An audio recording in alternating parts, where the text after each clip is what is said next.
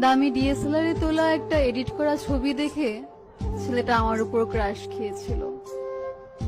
আমি অনেকভাবে বোঝানোর চেষ্টা করেছিলাম আমি বাস্তবে এতটা সুন্দর নই যতটা তুমি ভাবছো।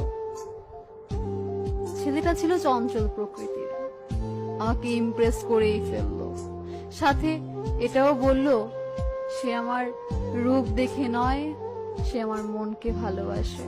কিছুদিন আমাদের সম্পর্কটা ঠিকঠাক চলছিল। হঠাৎ একদিন সে আমাকে ভিডিও কল দিল আমার রূপ যাচাই করতে। আমিও ভালোবাসি বলে তার ফোনটা রিসিভ করলাম।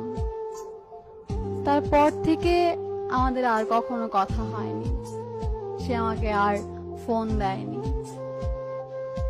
আমি অনেকভাবে চেষ্টা করেছিলাম তার সাথে যোগাযোগ করতে, আমার প্রেমের বাঁধনে তাকে বেঁধে রাখতে, কিন্তু সে আমাকে ব্লক করে দেয়, যার কারণে আর কখনোই তার সাথে আমার যোগাযোগ হয়ে ওঠেনি। এরপরেও আপনারা বলবেন যে মেয়েদের রূপ নয়, মেয়েদের মনটাই আসল। আসলে কি জানো, তোমাদের মতো প্রেমিকরাই আমাদের মেয়েদেরকে বুঝিয়ে দাও মনটা নয়, গ্ল্যামারটাই আসল। আসলে ভেতরে ভেতরে কষ্টটা ঠিক তখনই হয় যখন দেখি চামড়ায় সুন্দর হওয়ার কারণে যোগ্যতা না থাকা সত্ত্বেও সে চান্স পায়। আমাদের সমাজ আমাদেরকে বুঝিয়ে দেয় চামড়ায় সুন্দর না হলে সমাজ তোমাকে নিয়ে চর্চা করবে না।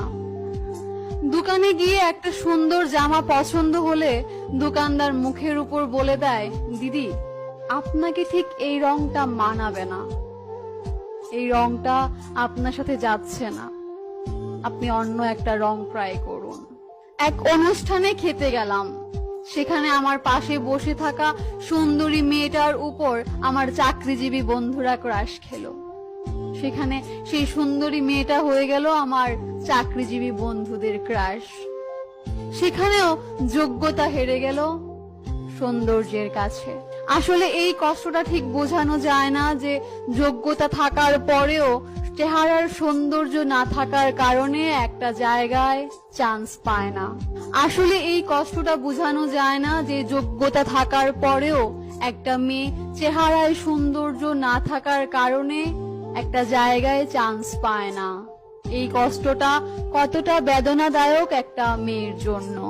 আসলেই চেহারা সুন্দর না বলে একটা মেয়ে তার বাবা মায়ের কাছে অবহেলিত, একটা মেয়ে তার শ্বশুর বাড়িতে অবহেলিত।